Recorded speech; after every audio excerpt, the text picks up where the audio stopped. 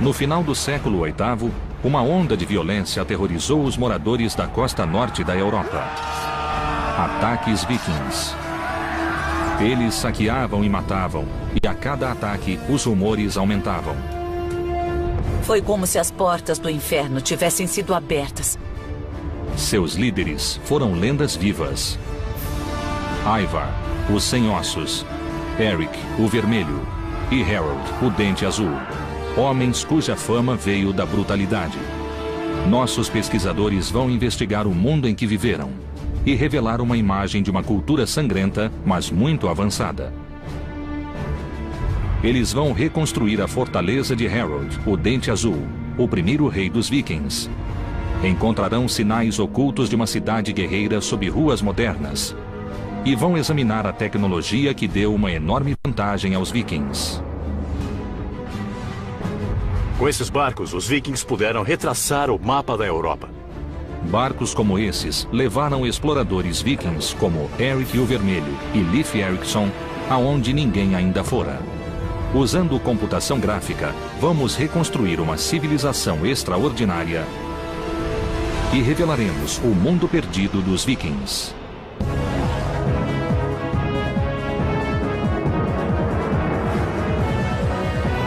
Mundos Perdidos, os Vikings. Assassinos, bandidos, bárbaros, pagãos. Embora a cultura viking tenha morrido há mais de 1000 anos, sua reputação permanece.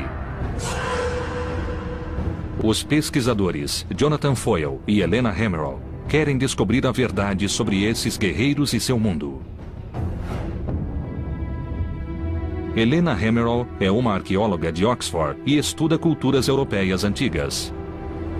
Um dos mistérios genuínos sobre esse período é o motivo de os vikings surgirem. O que os levou a atacar e também a colonizar da forma que fizeram. Jonathan Foyle é um historiador de arquitetura que estuda construções para entender as culturas que as erigiram.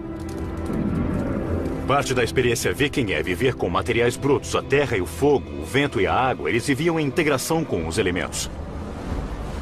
Os historiadores sabem a data de início da campanha viking de terror, 793 d.C. Tudo começou com um ato de sacrilégio.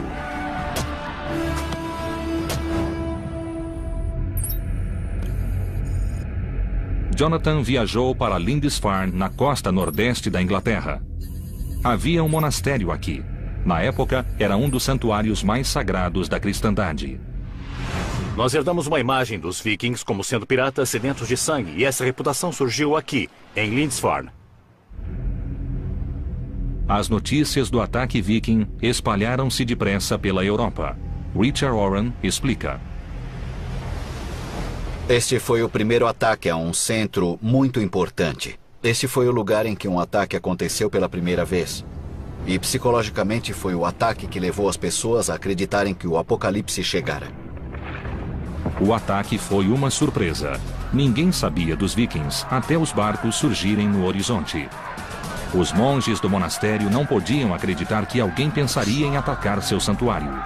Mas, como Jonathan descobriu, os vikings sabiam exatamente o que faziam. O que havia aqui para os vikings? Saque. Objetos valiosos, pequenos objetos de metal e coisas assim. Mas eles também queriam escravos, que eram uma cara mercadoria. O mosteiro era famoso pelas relíquias e tesouros. Sua única proteção era a fé. Acreditavam que ninguém ousaria violar o solo sagrado. Eles não tinham defesas, era um mosteiro. Mas eles deviam ter uma muralha ou coisa assim ao redor do mosteiro. Algo como isso aqui. Tinham, sim, um muro que circundava todo o lugar. Ele separava o espaço sagrado interior do mundo externo. Mas era, de fato, apenas uma linha de demarcação. Subindo até o ponto mais alto da ilha, Jonathan e Richard criaram uma imagem da comunidade que os vikings destruíram. O que os vikings viram por aqui há mais de 1000 anos? Certamente nada como isto. Nenhuma das construções de pedra que vemos agora. Não havia nada parecido, nada disso existia. Era uma comunidade monástica. Mas onde vemos a igreja paroquial ali e a igreja do priorado aqui, era o local do mosteiro saqueado pelos vikings. Em vez de construções de pedra, pense em madeira. As estruturas simples de madeira de Lindisfarne eram assim em 793. Essas construções modestas continham, no entanto, um tesouro de riquezas e eram um alvo perfeito para os vikings pagãos. Este lugar era muito mal defendido, feito de material inflamável, e não seria difícil para os vikings chegarem em alguns barcos e destruírem todo o mosteiro. De modo algum. Não havia nada aqui que resistisse a eles, e se quisessem destruir, podiam apagar esse lugar da face da terra. Os ataques vikings eram rápidos. Eles chegavam de surpresa, atacavam, matavam, saqueavam e queimavam. Lindisfarne ficou em chamas, criando um padrão para os ataques vikings. O monge Alcuin, que estava na corte do imperador na Europa, escreveu cartas de condolência. Ele soubera das coisas terríveis que aconteceram aqui e, basicamente, elas foram colocadas por escrito e isso as marcou para sempre como um grande evento. E o que eles pensaram sobre esses estranhos cabeludos que provocaram tantos danos? Devem ter ficado atônitos. Basicamente, eles o consideraram como as tropas do anticristo. Esse era um exército pagão que matava homens de Deus. Eram totalmente bárbaros, assassinos cruéis e sanguinários. O ataque a Lindisfarne foi o primeiro de muitos. Mas de onde vinham os vikings? Para onde levavam os despojos? A arqueóloga Helena Hammerl foi a Estocolmo, na Suécia, na trilha das relíquias cristãs saqueadas em Lindisfarne. Ela queria informações sobre a terra dos vikings e sobre sua cultura. No Museu Nacional, Helena encontrou-se com o curador Kent Anderson para ver as peças. Nós temos muitos objetos. Objetos do mundo árabe e objetos do oeste europeu. Como chegaram à Suécia? Como temos objetos únicos e como eles vêm de um contexto muito especial, como uma igreja ou um mosteiro ou algo assim, então achamos que tenha sido por saque. Este também é um objeto único que deve ser resultado de saque. Ele parece muito com o cimo do bastão episcopal. Sim, é sim. Então podemos imaginar que um pobre bispo irlandês foi atacado e seu bastão foi roubado. Sim, como um tipo de souvenir. Este símbolo sagrado da autoridade episcopal contrasta com os outros objetos do mundo viking. Espadas são os objetos mais valorizados pelos museus. A arma viking de mais prestígio era a espada longa, cuja lâmina valia 16 vacas leiteiras. O guerreiro que a possuía tinha status elevado. No museu, Kent mostrou a Helena achados arqueológicos desconcertantes que indicam sacrifícios animais e humanos. Isto é parte de um crânio e de esqueletos de um túmulo que continha 3 indivíduos. 2 deles com as cabeças cortadas. Isso deve ter sido um sacrifício humano. Como sabemos que eles foram sacrificados? Bom, isso pode ser visto nos ossos, realmente. O que é isto? Marcas de cortes. Marcas? Estou vendo. Meu Deus. Sacrifícios humanos seriam uma prática chocante para o mundo cristão antigo. Sim, devem ter Isso, sido. obviamente, sugere um outro tipo de ideologia e de visão do mundo. E por que isso ocorreu? Eles eram criminosos? Eles fizeram algo errado? Estavam sendo punidos? Não, eu acho que não. Essa era a melhor oferenda que se fazia aos deuses. Então, se quisesse oferecer mais que um cavalo ou vaca, iria sacrificar talvez um escravo ou... exato. Meu Deus. Sacrifícios humanos eram parte do funeral de um grande guerreiro ou líder. Os objetos encontrados em locais fúnebres trouxeram muitas informações sobre a cultura viking e nos ajudaram a completar a imagem do mundo viking. Nossos pesquisadores estiveram em Lindisfarne, onde surgiu a fama dos vikings como assassinos sanguinários. Viram objetos saqueados dos santuários cristãos europeus. Jonathan Foyle foi ao extremo norte da Dinamarca para revelar os segredos de um cemitério viking. Ele foi ao sítio de Lindon Oe.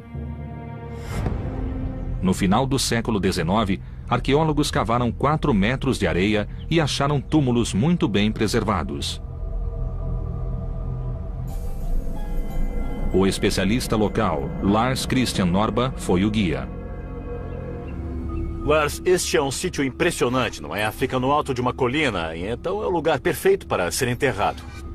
As pessoas aqui eram de uma aldeia comum. O local foi preservado pelas dunas de areia, que chegavam a 4 metros de altura aqui. Então, o dobro da minha altura. É. De areia. É, cobrindo tudo. O mais intrigante neste sítio é o estranho padrão em que as pedras foram colocadas. Círculos, triângulos e formato de navios. Essas pedras parecem um amontoado à primeira vista. É como se fosse Stonehenge. É. Mas elas têm uma ordem, não tem? O triângulo é um homem, as formas redondas são mulheres e os barcos também são homens. E é claro que sabemos isso pelos artefatos que estavam com eles nos túmulos. Aqui tem a forma de um barco. É. Essa aqui é muito grande, não é? Se eu estivesse enterrado aqui, acho que não iria ocupar tanto espaço. Não, você seria cremado e ocuparia menos espaço do que agora. A pira funeral viking era uma plataforma de madeira sobre 4 postes com o cadáver no alto. Embaixo dela eram colocados galhos sobre suportes de madeira. A estrutura queimava com um calor intenso. Depois da cremação, os restos calcinados e as oferendas aos deuses eram enterrados e circundados com pedras. Em Estocolmo, Helena examinou algumas oferendas achadas em túmulos vikings. Uma delas é inesperada. O que mais temos aqui? Bom, nós temos alguns broches e também temos o Buda. Um Buda? Eu não esperaria encontrar um Buda na Suécia. O que ele faz aqui? Este é um achado muito raro. Foi produzido no norte da Índia e deve ter sido vendido. Os túmulos vikings têm itens de locais tão distantes quanto a América do Norte e a Índia. Como não há evidências históricas de ataques vikings a esses locais, os objetos devem ter chegado à Escandinávia por comércio. Parece que a rede de comércio viking cruzava o mundo. E isso sugere que eram mais sofisticados do que se supõe. Para saber mais, Helena Hammerl foi até a ilha de Björkö, onde existiu Birka, uma cidade viking. 1200 anos atrás, ela era um importante porto na costa do Báltico. Helena encontrou Björn Ambrosiani, diretor do projeto Birka e um dos maiores estudiosos dos vikings. Esta área tem clima úmido e as estruturas de madeira da cidade apodreceram há tempos, mas cobriam uma área equivalente a 30 campos de futebol. Usando as evidências arqueológicas, Björn reconstruiu uma delas. Então, esta é a área de armazenagem, ou área de trabalho, e aqui dentro temos o espaço de moradia com uma fornalha no chão e depois os bancos em que as pessoas dormiam, trabalhavam e viviam por meses a cada ano durante o inverno. E quantas pessoas viviam aqui? De 6 a 8 indivíduos. Embora de aparência simples, essas casas eram revestidas com peles, lãs e tecidos, tornando possível a seus ocupantes suportar temperaturas abaixo de 0. Os artefatos encontrados em Birka mostram um lado oculto dos vikings, sua habilidade como artesãos. Que tipo de evidências vocês têm do trabalho com bronze? Que tipo de materiais acharam? Temos cerca de 25 mil peças como esta. Certo, temos uma peça de cerâmica queimada com alguns desenhos. Isso parece ter sido usado para fazer um belo broche de bronze ou um par de broches que uma mulher usaria em suas roupas do dia a dia. O número de moldes e de objetos de bronze encontrados em Birka sugere que as joias não eram feitas só para uso local, mas também para comércio. As rotas comerciais de Birka chegavam à Rússia e a toda a Europa. Alcançavam o Oriente Médio, Índia e China. Birka era um centro internacional. O sucesso de Birka trouxe problemas, e é claro que eles precisavam de defesas. Estes são grandes montes de terra com um espaço no meio. O que é isso que vemos? São os muros da cidade, e este é um dos portões. E em cima disto havia uma paliçada de madeira e existem traços dela. E isso fazia parte das defesas da cidade. As defesas circundavam uma área de mais de 445 mil metros quadrados e indicam um equívoco atual sobre a cultura viking, pois os muros de Birka foram construídos para bloquear os homens que os moradores chamavam de vikings. Birka era muito bem defendida. Era sim. Mas por que os vikings precisavam se defender de outros vikings? Esta não era uma cidade viking, era uma cidade da época dos vikings. Os vikings eram piratas do mar que saqueavam outros vikings. O nome viking foi atribuído a uma civilização, mas originalmente se referia às ações de poucos. Agir como viking significava atacar. Então não devíamos nos referir aos moradores de Birka como vikings, e sim como comerciantes bastante pacíficos. Realmente parece que os vikings eram apenas essa elite militar que se parece um pouco com a máfia. Isso mesmo. Como o maior e mais rico centro comercial da Escandinávia, Birka era bem defendida e permaneceu próspera por 200 anos. A cidade repelia um ataque após o outro. Seu declínio foi lento. O nível do mar baixou e o porto deixou de ser navegável. Os navios essenciais para o comércio não podiam mais alcançá-la e Birka foi abandonada. Nossos pesquisadores estão na Escandinávia em busca do mundo perdido dos vikings. Visitaram a cidade comercial de Birka e descobriram que os vikings eram gangues de saqueadores que constituíam apenas uma pequena parcela da população escandinava. Os atos de alguns definiram a história de toda a população. Os pesquisadores investigaram a tecnologia que tornou possível a era viking, o barco viking.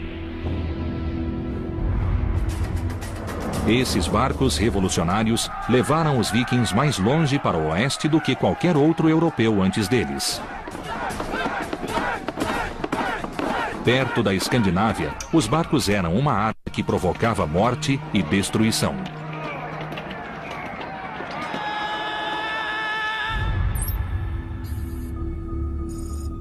Jonathan Foyle visitou o Museu de Barcos Vikings em Oslo, na Noruega.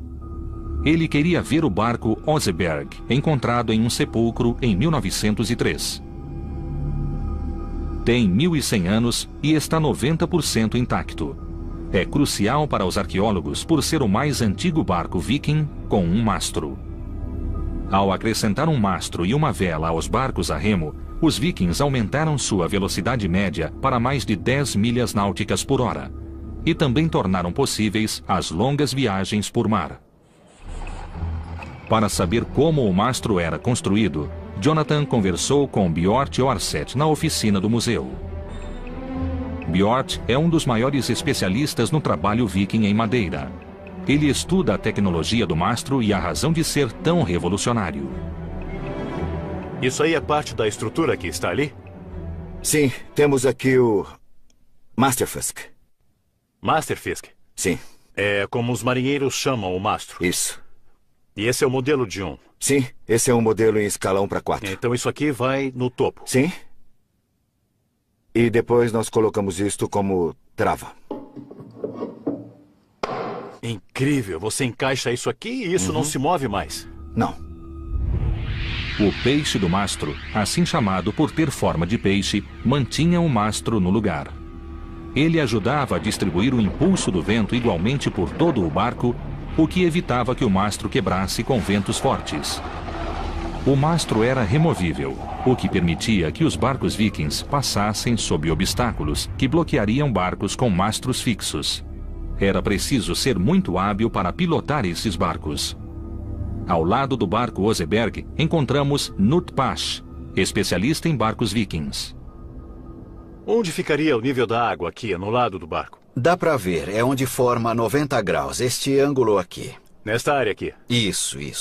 Então, se inclinasse mais de 9 graus, de fato afundaria imediatamente. Então existe um ajuste de equilíbrio muito delicado nesse barco. Depois de 1.100 anos, ainda se nota a habilidade dos construtores. Está extremamente bem preservado, como se pode ver. E esse ferro não enferruja. Então esses são mesmo os rebites originais? Sim, são sim. Os rebites são feitos de ferro encontrado em pântanos e que não enferruja. Mas o material mais importante era a madeira do casco do barco. É feito de carvalho, 100% carvalho. Quantas árvores seriam necessárias para um barco como este? 80 seria um bom palpite. 80 árvores. Esse é um grande investimento, então.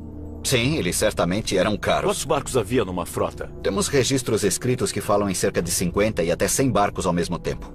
Então, 80 árvores vezes 100. Aham. Estamos falando de 8.000 árvores. Isso é um grande desmatamento. Por usarem carvalhos que demoram 150 anos para crescer, os barcos vikings mudaram a paisagem local e a navegação para sempre. Há uma essência dos vikings nesses barcos. É onde imaginamos que os vikings estivessem em alto mar. Mas, ao ficar face a face com um barco viking de 1000 anos, sentimos um respeito real por sua engenhosidade, por sua destreza e pura determinação. A habilidade e a determinação dos vikings é aparente no Museu Roskilde, na Dinamarca. Helena veio investigar como o projeto revolucionário dos barcos mudou o mundo viking. Ela esteve com Turi Müller, que constrói barcos com técnicas e tecnologias vikings. As ferramentas que está usando são similares às que eles usavam na era viking? Tentamos fazer o mais igual possível. Podemos ver pelas partes escavadas. Algumas vezes não conseguimos achar todas as ferramentas que vemos nas marcas no barco. Que sistemas de medida usavam? Sabemos o que usavam na era viking? Para fazer isso? Não sabemos. Existem muitas teorias, mas na construção de barcos tradicionais, a gente faz isso pondo ao lado. Sim, então usavam padrões. Sim. Quanto tempo se leva para construir um barco como este em que você está trabalhando? Levou 4 anos e meio com o trabalho de 5 homens. Mas eu acredito que eles provavelmente preferiam construir com muito mais gente que isso, sabe? Uma equipe maior, Sim. Cada barco exigia muitos homens e recursos.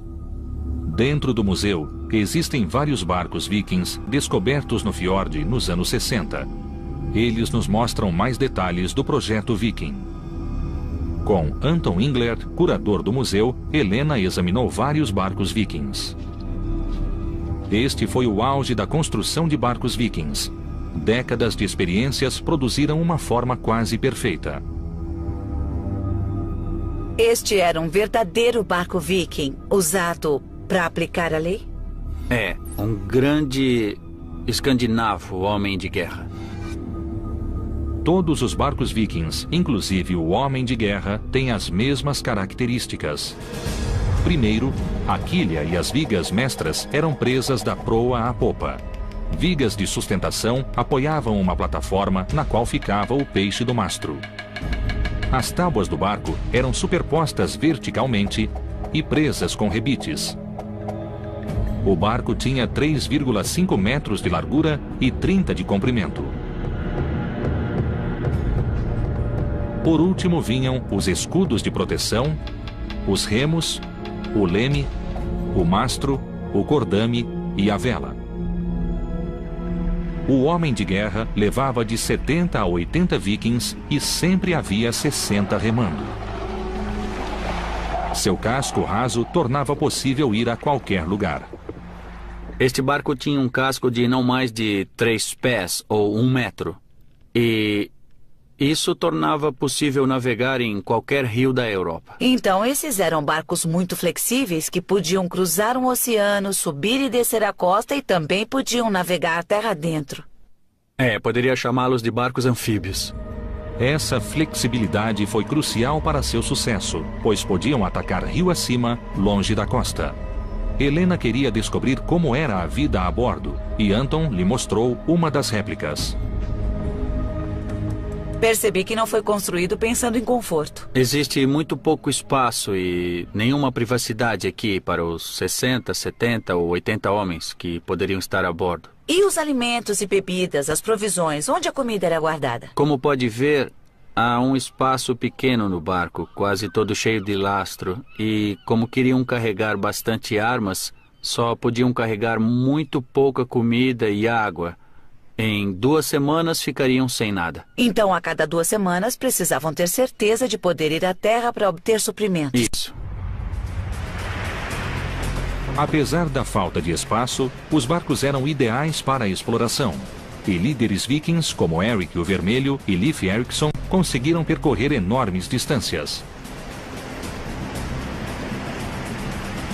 O alcance, a velocidade e a facilidade de manobra dos barcos vikings eram uma clara vantagem. No século IX, os vikings pararam de saquear e passaram a invadir. Em 866, Ivar, o Sem Ossos, levou seus homens à Inglaterra, onde sua crueldade tornou-se lendária. Nossos pesquisadores visitaram a cidade viking de Birka, importante porto comercial do Báltico, e viram como o projeto único dos barcos vikings os ajudou a saquear a Europa. Jonathan Foyle foi até as Ilhas Britânicas, onde os saqueadores transformaram-se em colonos. Essa mudança influenciou os vikings em toda a Europa. Em 865, o líder viking Ivar, o Sem Ossos, partiu com seus homens. Seu alvo era a cidade de York, capital da Nortúmbria, no nordeste da Inglaterra.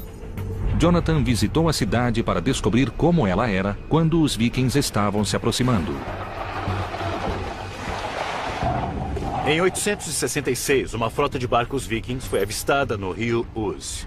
Isso foi 70 anos depois do primeiro ataque a Lindisfarne. E vieram em grande número porque as regras do jogo haviam mudado. Essa frota não veio apenas saquear a cidade. Eles vieram conquistá-la. O massacre foi terrível. York foi conquistada e seus habitantes foram mortos. Mas a crueldade foi além disso. Ila era um dos reis da Nortúmbria e sua capital era York. E é claro que ele se opôs à conquista de Ivar, o Sem Ossos. E o tratamento que ele teve ao ser capturado foi águia de sangue. Isso significa que os vikings abriram o seu tórax, tiraram os seus órgãos e depois expuseram as costelas como as asas sangrentas de uma águia. E essa foi uma clara mensagem para o povo de York, que no mínimo os vikings eram pessoas a serem evitadas. Ivar mudou o nome da cidade para Jorvik. Situada no ponto de encontro de 2 rios e com acesso às rotas comerciais europeias, York era importante para os vikings. Eles deixaram marcas aqui. Jonathan explorou a herança viking que ainda existe na cidade moderna. A York moderna ainda tem nomes de ruas dados pelos vikings 1000 anos atrás. Nós temos a Ness Gate, a rua para um trecho que relembra a geografia que eles conheciam na época. Nós temos a Micklegate, a grande rua. Essa foi sua experiência do tamanho das ruas que eles criaram. E temos também a Coppergate, um lugar onde faziam xícaras. Então, desde a geografia até o lugar em que viveram e seu trabalho, a York viking ainda existe aqui hoje. Embaixo da moderna rua Coppergate, os arqueólogos fizeram uma descoberta extraordinária. Bem preservados no solo pantanoso, eles encontraram sinais de 8 casas vikings do século X. Jonathan foi ao centro Jorvik, construído ao redor das ruínas. Aqui, o arqueólogo Richard Hall explicou a importância do lugar. Então, Richard, de repente vocês descobriram 8 casas vikings? Foi empolgante e muito importante encontrá-las tão bem conservadas. Ninguém vira algo assim antes. Os arqueólogos costumavam achar esqueletos de casas, mas aqui elas estão em 3 dimensões. Em alguns pontos tem 1,80 m de altura. São as casas vikings de madeira mais bem conservadas. As madeiras conservadas no solo indicam como a estrutura foi construída. Primeiro era cavado um porão com 2 metros de profundidade e revestido com pranchas de carvalho. Depois, grandes pilares de carvalho eram fincados no chão a intervalos regulares. Eles sustentavam as grandes vigas que eram a primeira parte da estrutura. Richard, eu não estou vendo juntas nem cavilhas. Como é que isso fica firme? A pressão mantinha esta construção firme, sem pregos nem cavilhas. Só a pressão de uma tábua sobre a outra. Sem nenhum acessório de metal. Isso mesmo. Às vezes vemos marcas de ferramentas, vemos buracos de cupins em alguns pilares. E se for até o alto, bem lá em cima, dá para ver que há um buraco bem no meio do pilar.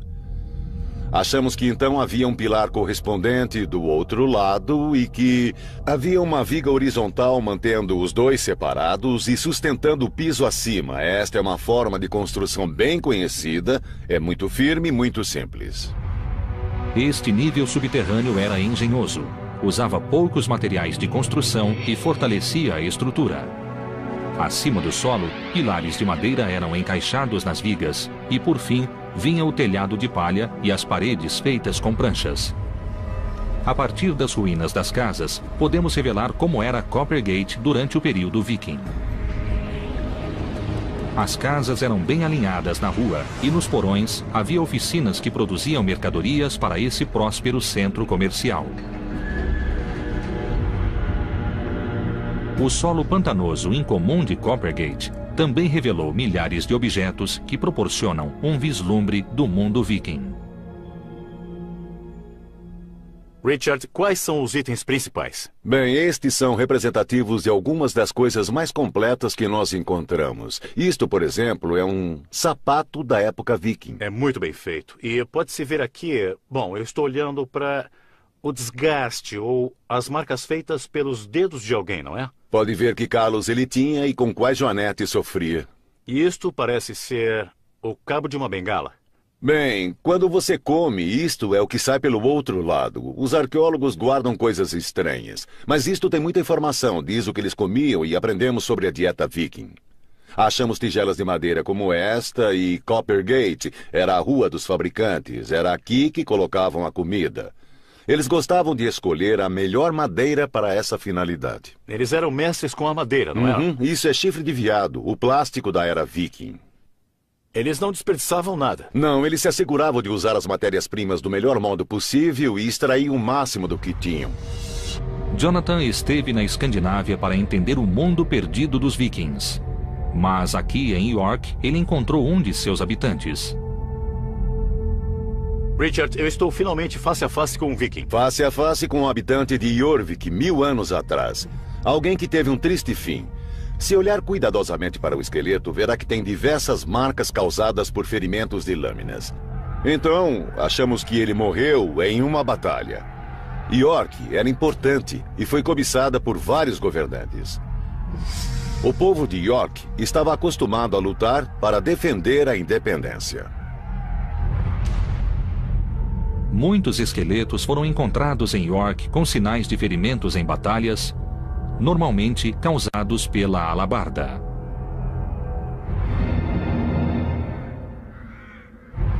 Sob o governo viking, Jorvik tornou-se um próspero porto, um importante centro de comércio internacional e uma base para novas conquistas.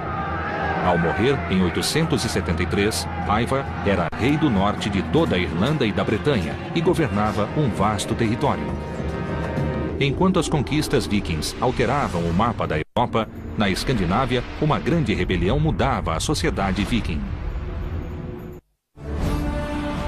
Nossos pesquisadores exploraram o território viking e revelaram redes de comércio com a Europa e outros locais. Eles mostraram a extraordinária habilidade viking na construção de barcos e na navegação. Visitaram também o centro da Dinamarca. Em Roskilde, Helena pesquisou sobre Harold, o Dente Azul, um líder viking do século X que uniu a Dinamarca e também foi rei da Noruega. Harold era um viking típico, alto, forte e guerreiro, mas tinha um conflito interior. Embora nascido pagão, Harold converteu-se ao cristianismo. Para concretizar sua visão de uma Dinamarca cristã, ele ordenou a construção de acampamentos circulares, chamados de fortificações em anel, para unir as tribos vikings em luta.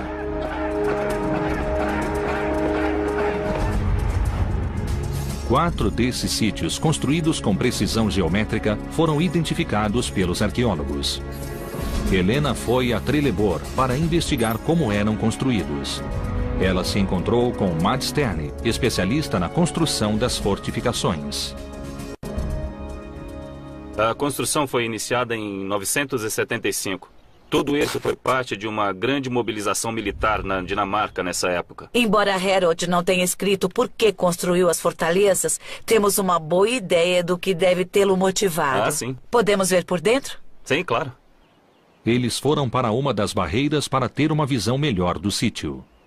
Em cima da barreira de terra havia uma cerca de madeira. Sim, era assim. Essencialmente... E havia um caminho no alto da barreira. Também era fácil andar ao redor e cruzar os portões. E havia, é claro, pontes para que pudessem mover as forças muito depressa ao redor de toda a fortaleza quando acontecia uma batalha. Agora podemos revelar como essa fortificação era impressionante quando vista de fora. Rodeada por uma paliçada de carvalho com 7 metros de altura, ela era guardada por guerreiros de elite. Acreditamos que havia cerca de 400 a 500 guerreiros aqui. E as famílias de alguns deles provavelmente moravam ali. Acabou sendo não só uma base militar, mas também um tipo de comunidade local. As fortificações em Anel funcionavam como centros regionais de controle e de coleta de impostos e como símbolos do poder de Harold, o Dente Azul. Devia haver fazendeiros que traziam provisões para os guerreiros. A ideia é que o rei e seus homens viajassem de uma fortaleza para outra e quando acabavam os víveres, eles seguiam para a próxima. Então o rei estava literalmente viajando pelo país e consumindo os impostos, praticamente comendo os impostos. Sim, é isso mesmo. A construção dessas fortalezas consumiu muitos recursos. A construção de Trelleborg exigiu o trabalho de centenas de homens durante 6 anos e usou mais de 9.000 carvalhos. Foi necessário muito trabalho, realmente. Devem ter sido uns 1.000 homens trabalhando aqui, pelo menos. O muro da fortaleza era um anel de terra com 135 metros de diâmetro, 17 metros de espessura e 7 metros de altura, rodeado por um fosso de 4 metros com estacas afiadas. Em cima disso, havia uma paliçada e um caminho. 4 portões permitiam a entrada ao centro do forte, criando um símbolo arquitetônico da cristandade, uma cruz gigantesca. Só havia uma pessoa que poderia ver isso e, na verdade, era Deus no céu. Em Furcate, outra fortificação em Anel, Jonathan Foyle investigou como era a vida nessas estruturas enormes. Estou em Furcate, um forte que é idêntico a Trelleborg. Nós temos a mesma barreira circular de terra com entradas ao norte, sul, leste e oeste. Parece que foi feita com um grande cortador de biscoitos sobre a paisagem. Jonathan investigou o que essas estruturas e os objetos encontrados nelas revelam sobre o mundo perdido de Harold, o Dente Azul. Jonathan foi acompanhado pela especialista Elsie Rosedal. Você deve ter descoberto com os objetos a dimensão humana, como essas construções eram usadas e o que elas dizem a você. Essa uniformidade de planos sugere que o uso era puramente militar em todas elas, mas pela distribuição dos objetos encontrados você pode ver que mesmo que as casas tivessem todas o mesmo layout, tinham funções diferentes. Estas foram estruturas estranhas que surgiram em uma situação política muito específica. Elas foram construídas e não há nada igual em nenhum lugar. Já procuramos em todo o mundo.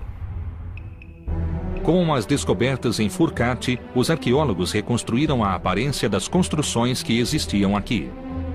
Com 30 metros de comprimento por 8 de largura e sustentadas por mais de 50 estacas inclinadas, as construções eram o foco da vida. Ao reconstruir uma casa em Furcate, os arqueólogos viram que a construção exigia tanto esforço e conhecimento quanto a construção dos barcos vikings. Mas ainda existem dúvidas sobre seu projeto singular. Eu estou perplexo no limiar deste mundo viking. A sensação dominante por aqui é da madeira. Ela o rodeia, é quase como uma tenda de madeira. Tudo que se vê é madeira ou escuridão. Tudo isto é carvalho sólido. Todas as estacas estão fincadas no solo. Eles eram mestres em tudo que usava madeira, como sabemos pelos barcos. E por que a parede é curva? Bem, houve muitas sugestões e uma delas, a ideia do barco, não é muito provável. Mas pode ter sido para que houvesse mais espaço ao redor do fogo. No interior, Jonathan sentiu como era a vida nessas grandes salas. Eu não sei se sou só eu, mas eu sinto vontade de ficar o mais perto possível do fogo. Isso reflete o uso da casa no passado? Coisas importantes aconteciam nessas grandes salas, como, por exemplo, apresentações de poesia. Também havia todo tipo de acrobacia e coisas assim. Reconstruindo o plano da fortaleza, como era no reinado de Harold, o Dente Azul, vemos Furcate como uma estrutura monumental projetada para a guerra, mas que também era o foco da comunidade e da sociedade viking durante as épocas de paz. Porém, as fortalezas não sobreviveram ao homem que ordenou sua construção. Vikings pagãos rebeldes, liderados por seu filho, insurgiram-se contra Harold e sitiaram suas fortalezas sagradas. Houve uma revolta, liderada por seu filho Ven, o Barba Fendida, e ele foi morto. Depois dessa revolta, o novo governo não se interessou pelas fortalezas e elas foram abandonadas. Então, de fato, são fracassos. Mas fracassos esplêndidos. Você seria a última pessoa que eu pensaria que chamasse isso de fracasso por causa do envolvimento e do amor que tem por elas. As descobertas de Jonathan em Furcate revelaram a vida nessas fortalezas e também o mundo viking em transição de tribos pagãs para reinos cristãos. A civilização viking progrediu muito em 250 anos. Eles tiveram muito sucesso no que fizeram. Primeiro saqueando e depois colonizando e se fixando nas costas do Atlântico Norte. Os descendentes de Harold governaram um império que incluía Inglaterra, Noruega e Dinamarca. E os vikings fixaram-se em toda a Europa e além dela. Nossos pesquisadores descobriram que a influência viking, iniciada com a violência dos saqueadores e fortalecida com o comércio, só foi possível pelos barcos vikings. Seguindo uma trilha de pistas, eles revelaram que o mundo viking não desapareceu. A capacidade de adaptação e de evolução dos vikings levou-os a criar uma cultura nova e versátil. Essa foi uma civilização mutável, movida por tecnologia revolucionária, governada pela riqueza e que, por quase 300 anos, manteve um império que ainda é visível em muitas cidades. Este era o mundo perdido dos vikings. Faziam. O que havia aqui para os vikings? Saque. Objetos valiosos, pequenos objetos de metal e coisas assim. Mas eles também queriam escravos, que eram uma cara mercadoria. O mosteiro era famoso pelas relíquias e tesouros. Sua única proteção era a fé. Acreditavam que ninguém ousaria violar o solo sagrado. Eles não tinham defesas, era um mosteiro. Mas eles deviam ter uma muralha ou coisa assim ao redor do mosteiro. Algo como isso aqui. Tinham, sim, um muro que circundava todo o lugar. Ele separava o espaço sagrado interior do mundo externo. Mas era, de fato, apenas uma linha de demarcação. Subindo até o ponto mais alto da ilha, Jonathan e Richard criaram uma imagem da comunidade que os vikings destruíram. O que os vikings viram por aqui há mais de 1000 anos? Certamente nada como isto. Nenhuma das construções de pedra que vemos agora. Não havia nada parecido, nada disso existia. Era uma comunidade monástica. Mas onde vemos a igreja paroquial ali e a igreja do priorado aqui, era o local do mosteiro saqueado pelos vikings. Em vez de construções de pedra, pense... Os historiadores sabem a data de início da campanha viking de terror, 793 depois de Cristo.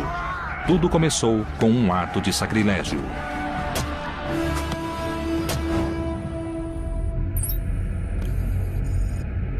Jonathan viajou para Lindisfarne, na costa nordeste da Inglaterra. Havia um monastério aqui. Na época, era um dos santuários mais sagrados da cristandade. Nós herdamos uma imagem dos vikings como sendo piratas sedentos de sangue, e essa reputação surgiu aqui, em Lindisfarne. As notícias do ataque viking espalharam-se depressa pela Europa. Richard Oran explica. Este foi o primeiro ataque a um centro muito importante. Este foi o lugar em que um ataque aconteceu pela primeira vez. E psicologicamente foi o ataque que levou as pessoas a acreditarem que o apocalipse chegara. O ataque foi uma surpresa. Ninguém sabia dos vikings até os barcos surgirem no horizonte. Os monges do monastério não podiam acreditar que alguém pensaria em atacar seu santuário. Mas, como Jonathan descobriu, os vikings sabiam exatamente o que... Sem madeira.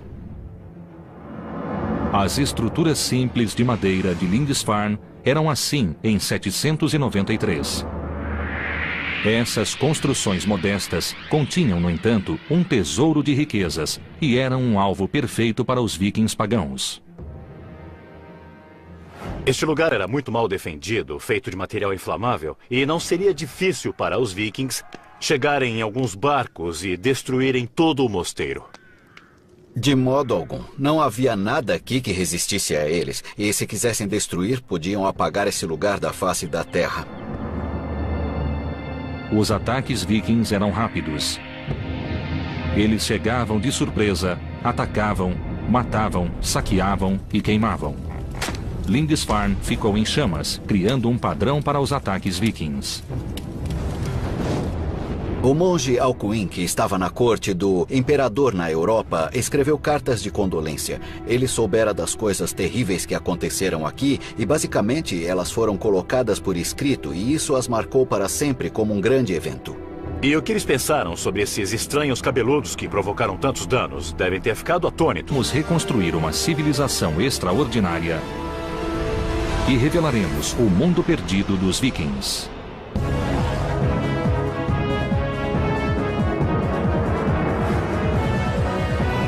Mundos Perdidos, os Vikings. Assassinos, bandidos, bárbaros, pagãos. Embora a cultura viking tenha morrido há mais de 1000 anos, sua reputação permanece. Os pesquisadores Jonathan Foyle e Helena Hemmerle querem descobrir a verdade sobre esses guerreiros e seu mundo. Helena Hemmerle é uma arqueóloga de Oxford e estuda culturas europeias antigas. Um dos mistérios genuínos sobre esse período é o motivo de os vikings surgirem. O que os levou a atacar e também a colonizar da forma que fizeram. Jonathan Foyle é um historiador de arquitetura que estuda construções para entender as culturas que as erigiram. Parte da experiência viking é viver com materiais brutos. A terra e o fogo, o vento e a água, eles viviam em integração com os elementos. No final do século VIII, uma onda de violência aterrorizou os moradores da costa norte da Europa. Ataques vikings. Eles saqueavam e matavam, e a cada ataque os rumores aumentavam. Foi como se as portas do inferno tivessem sido abertas. Seus líderes foram lendas vivas. Ivar, o Sem Ossos, Eric, o Vermelho, e Harold, o Dente Azul. Homens cuja fama veio da brutalidade.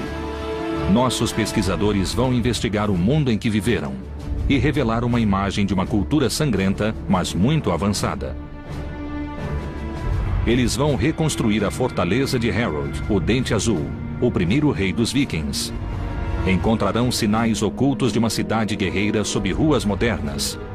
E vão examinar a tecnologia que deu uma enorme vantagem aos vikings. Com esses barcos, os vikings puderam retraçar o mapa da Europa. Barcos como esses levaram exploradores vikings como Eric o Vermelho e Leif Erikson aonde ninguém ainda fora. Usando computação gráfica, vão